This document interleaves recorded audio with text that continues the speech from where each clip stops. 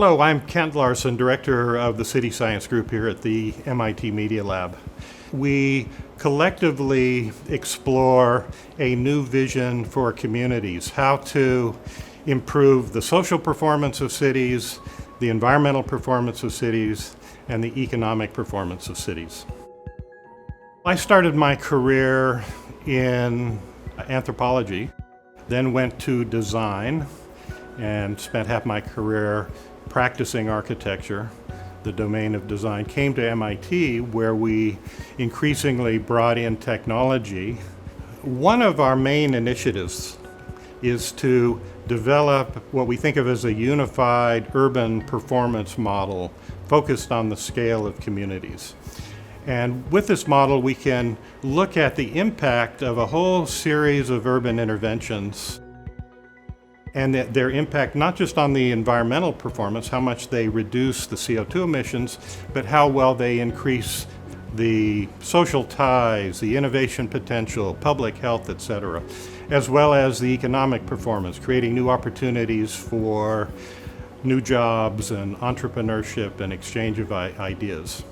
So we start with the more conventional solutions, which are decarbonizing the grid with wind and solar, or replacing gasoline-powered cars with electric vehicles.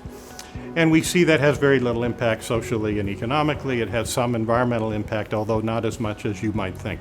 The goal globally needs to be to get to about 2.5 tons of carbon per person per year. An area like Kendall Square is about 18 tons per person, so we're 7.5 times more than we need to be. So then we have to look at even more profound interventions. So we model jobs in sync with housing, also bringing all of the amenities people need in daily life, healthcare and recreation and schools. We can then model many of the interventions that we're developing in our lab, that we're prototyping, like lightweight community scale autonomous vehicles that you call like an Uber. They come to you wherever you are, take them to your destination, they go to pick someone else up. We're looking at a new model for housing. So replacing an urban apartment with a living room and a bedroom, for example, with a single space that dynamically converts from sleeping at night to working or socializing or exercising. We're also looking at food production.